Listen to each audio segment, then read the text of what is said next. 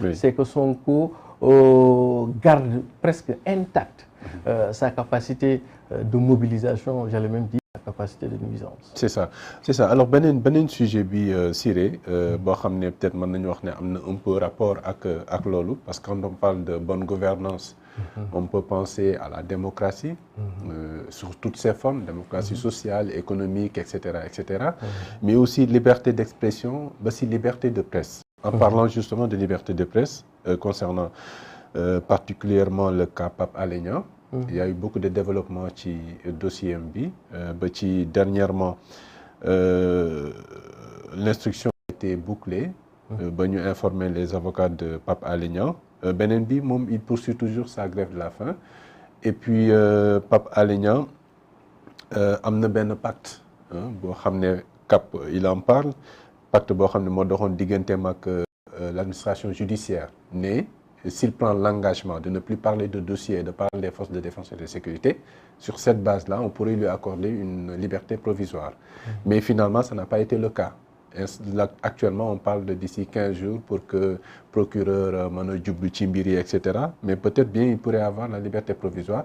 Mais de toutes les manières, développement dossier bi ba fi ñu toll nii lecture bi nga ci am nan la. Waaw, je pense avoir lu. bi may waaj a ñëw.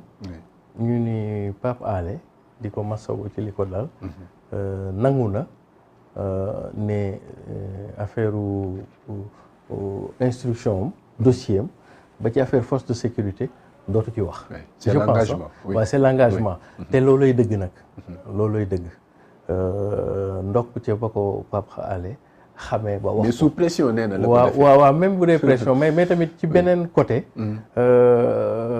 c'est-à-dire que affaire Pape Alé bi boo ko dee analyser du point de vue du droit. du point de vue juridique bokkut nga koy analyser du point de vue politique. C'est ça. comprendre du point de vue politique moom mën ngaa yaatal mais du point de vue juridique. li Pape Alé nangu nii loolooy dëgg tamit parce que n'oublions pas que ñun ñëpp état ñu tënk ñun ñëpp loi moo ñu tënk. comprendre nga et que bu ñu nekkee citoyen aussi foog ñu xool parce que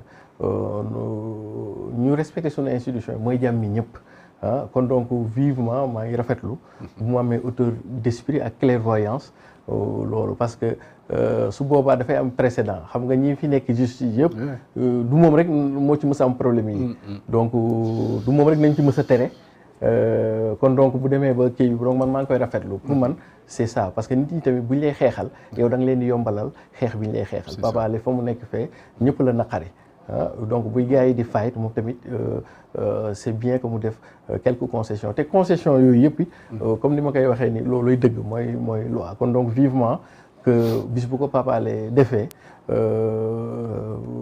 gouvernement bi am hauteur moom tamit ñu élargi ko mais au-delà de Pape Alé du Pape Alé rek Cheikh Omar Anne Cheikh Omar Diagne autant pour moi Papito Kara booy yi ñu jàppee ci affaire délit de kii bi quoi xam nga loolu boo koy analyser ndeysaan xam nga président Macky Sall jàmbaar la ci benn côté mooy ci côté économique côté réalisation mais ci beneen côté bi ce qu'on appelle la gouvernance politique et institutionnelle boobu souvent boo ciy wax loolu ku mel ni man bu ma ciy wax naqar laa ci am xam nga lu tax parce que il a réussi sur le plan économique lu mu nar a jëndee sur le plan de la gouvernance politique institutionnelle te jaru ko comprendre nga moom wayam dafa rafet ba pare mu bëgg ñëw yàq ko ci affaire troisième candidature ak yooyu moo tax souvent su ma ciy analyser j'ai un peu mal mais il faut que je l'analyse ça veut dire que président Macky Sall te jàpp naa ni sax il me rend un peu la tâche difficile en tant que futur président du Sénégal. Le Sénégal est nommé. Parce que l'une des choses qu'on peut retenir de la gouvernance du président Macky Sall, c'est l'état de fissure de nos institutions. tey jii dem nañu ba institution yëpp problème te loolu daanañu ko gis Sénégal pour donner benn exemple gouvernement bi gis nga dañuy làmbatu ñoom sax mën naa leen a tegee nele ñoom dañuy làmbatu fi ñu toll ne au sens que jusqu'ici ils n'ont pas encore apporté des actes probants allant dans le sens de dimbali Sénégalais yi ci prix yi cher yeeg dëkk bi nu mu méttee boo demee assemblée nationale gis nga kooku kenn du ko wax kenn gis nga fa ñu mujjee. pour la première fois dans notre histoire politique ay faits de violence physique yu xeer ni ba ñu jël ci ay député tëj leen kaso. ci magistère am la amee. tey jii jëlal suñu force de sécurité et de défense tey jii bu ngeen xoolee bu baax la police est un peu gênée. Pourquoi? Parce que il m'a semblé qu'il y a une forme de préférence de la gendarmerie sur la police. Je donne un exemple précis. Bu ngeen xoolee. Il y a eu un conflit d'ailleurs. Voilà bu ngeen xoolee bu baax force maintien de affaire de circulation prenons la circulation. Mais circulation police moo ko daan def. Maintenant de plus en plus c'est les gendarmes qui viennent le faire. À la place des policiers. Surtout que la gendarmerie relève de la police rurale. Alors que la police relève de la police urbaine. Est-ce que kon loolu après du indi ay genre friction ci kii beeg yooyu premier day xoolal rek dëkk bi lu fi xew rek gendarmerie yi ñëw teg même ba ci léegi circulation te gendarmerie affaire circulation yooyu cœur de métier police la et subsidiairement. voilà gendarmerie est-ce que nekkul les conséquences. waaw affaire yi demee noonu waaw loolu mooy fissure bi may wax nii loolu mooy fissure bi. boo ñëwee tey jii sunu gendarmerie. su ñu demee ba Sonko. di mën a am les rapports internes de la gendarmerie comme ça veut dire que y a une fissure.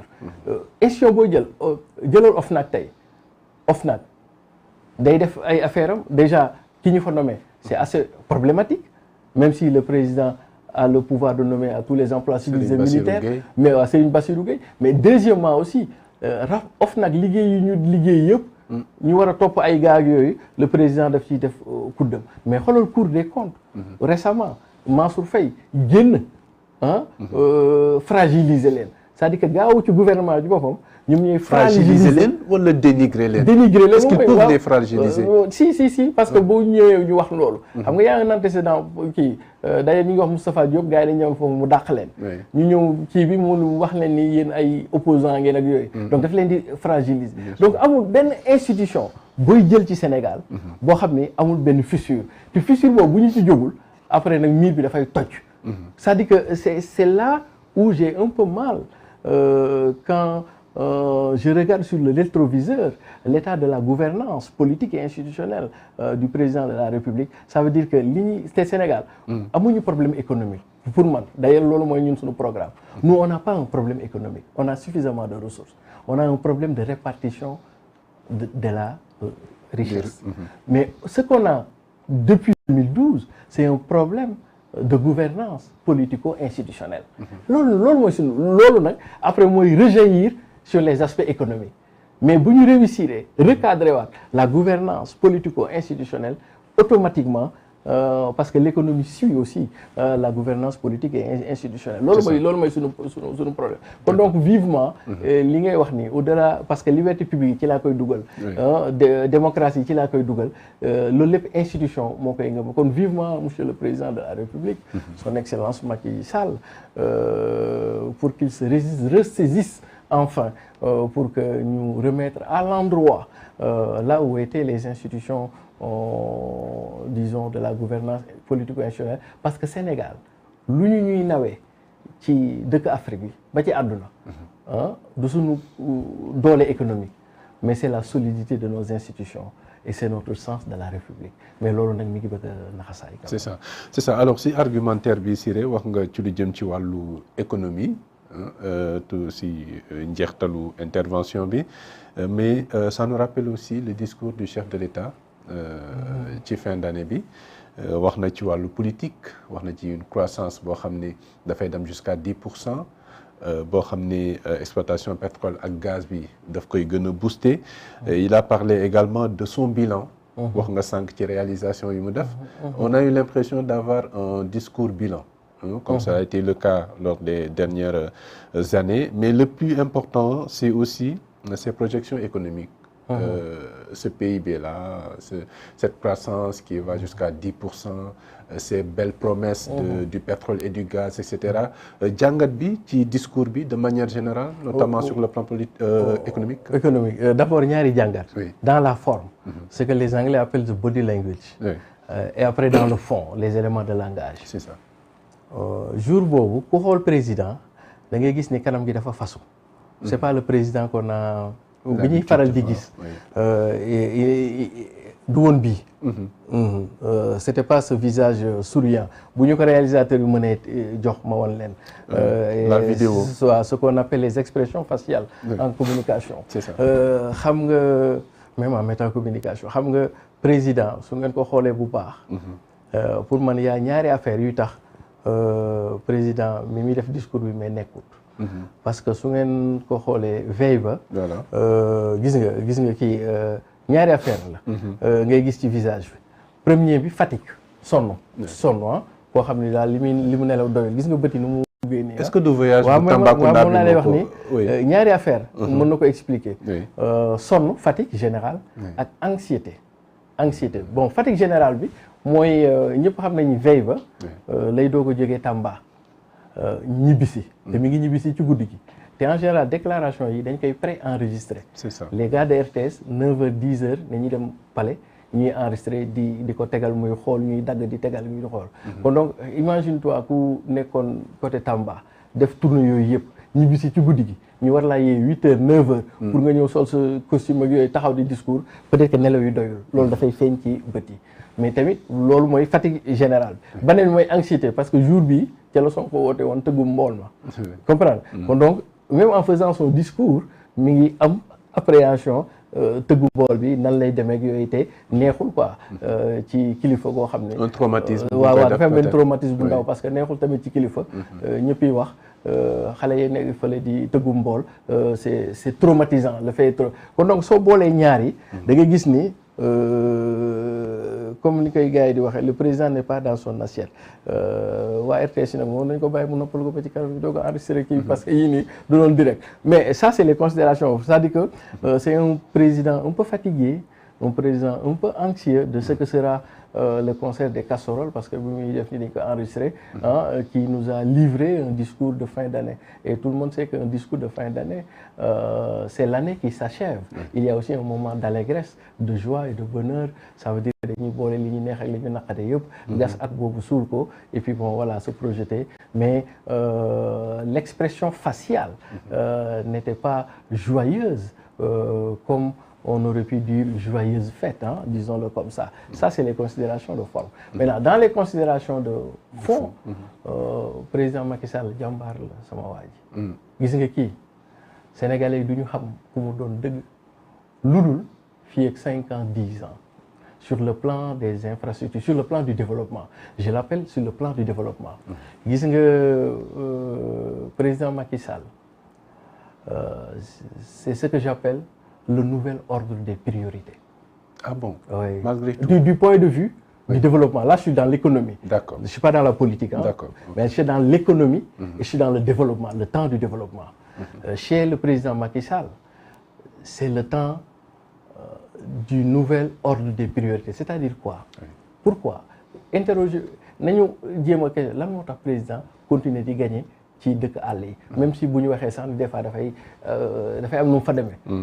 Mais xam nga président Macky Sall et je donne un exemple chez moi par exemple au Fouta le nouvel ordre de priorité ou la priorité ce n'est pas les questions de liberté publique et de démocratie chez moi au Fouta la priorité c'est accéder à l'eau et à l'électricité parce que ñun dañuy sàmm les services sociaux de base très bien ce qu'on appelle les services sociaux de base ça veut dire que avant au lieu ñu daan am benn politique à caractère national ce qu'a réussi et de fort belle manière le président Macky Sall, c'est de pouvoir comprendre dans chaque zone, du centre vers la périphérie, quel est leur ordre de priorité et s'attaquer à leur ordre de priorité.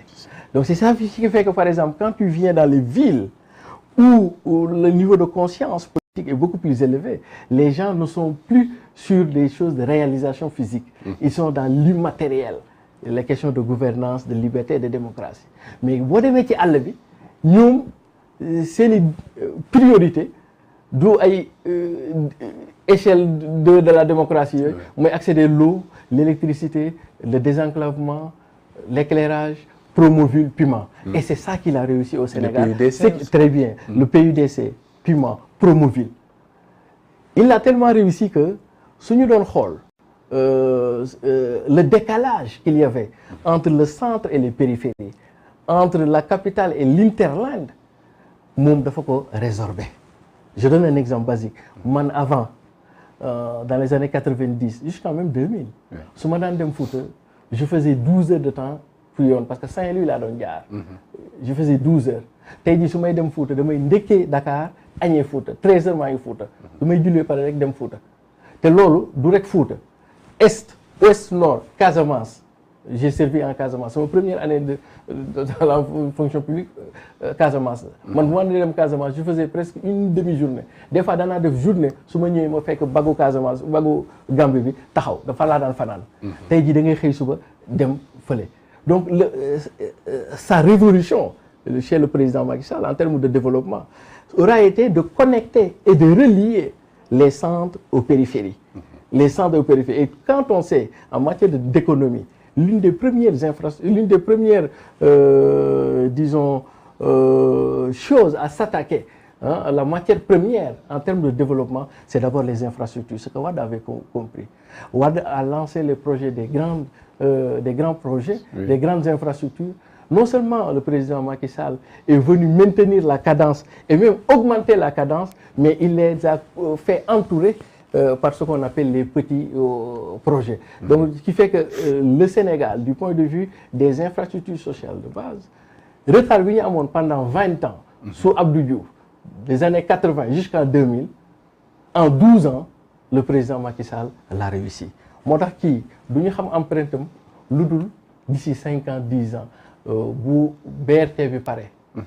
TER bi pare ñoom yi ñuy def ci l'interland bi dans 5 ans 10 ans. ci ne ñuy doog a xam ni la vision prospective de ce qu'il a fait mais hélas comme je le disais et c'est ça qui m'a fait mal moo tax j'en profite de vos écrans pour lui dire que révolution boobu bu ko yàq président jaru ko affaire de mandat yooyu jaru ko yow li nga moom président Macky Sall li mu def sur le plan du développement et de l'économie moom sax xamu ko moom ci boppam xamul la portée def na ko ba pare de mais xamul sax la portée et la dimension.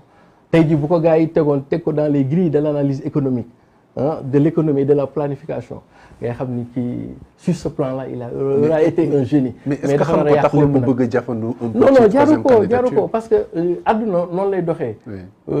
l'état est une continuité. très bien yonent bi sallallahu alayhi wa sallam li mu bëggoon yëpp jotu ko fee am. mbëbëtam yëpp jotul àgg ci suuf.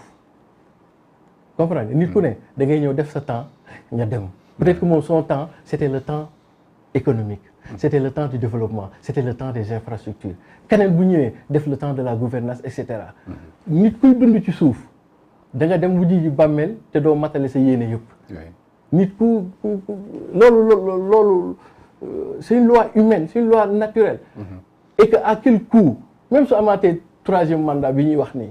Dans quelles conditions sociologiques, politiques, économiques, sociales vraiment nit lay gouverner Sénégal moo tax président man dama lay ñaan yow suma mbokk nga ñëw bokk Boseya ñëw bokk dëkk ci mbala ci Fuuta soo bëggee li nga def suba ñu bind ci ay livres porter-le au pinacle wax sa vision stratégique ay la yowén bul def comme président Ablaye Wade nu mu defoon tey jii Ablaye Wade su deful woon troisième mandat mu jeex tey jii ñi ngi bind ay façon livre bu ne mieux lu xew Afrique problème bu xew Afrique dañuy dem wooyu Ablaye Wade ñëw ne ko régler ko mais mandat de trop boobu moo tax ba mujj gi mu perdre tout ce qu'on appelle le magnétisme le charisme ba nga xam ne tey jii Ablaye Wade mi ngi dund de Afrique ngi tàkk ak lu mu liggéeyal Afrique yëpp dans le passé tey Afrique gën ko soxla mais mënuñu profiter ci expertise am parce que da ngaa def benn acte boo xam ne nit ñi dañoo mujj jéppi la. kon donc man président loolu laa lay ñaan bul def l'acte de trop ba xam ne nit ñi dañ lay jéppi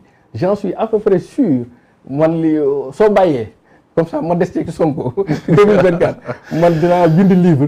ci sa tuddee ko sax Macky Sall le nouvel ordre des priorités wax en 12 ans. comment tu as transformé ce pays-là du point de vue du développement mais soo defee mandat nag du ma bind dara. c'est ça alors analyser nga ko Siré le discours sur la forme et dans le fond mais Macky Sall n'a pas été le seul à s'adresser à la nation.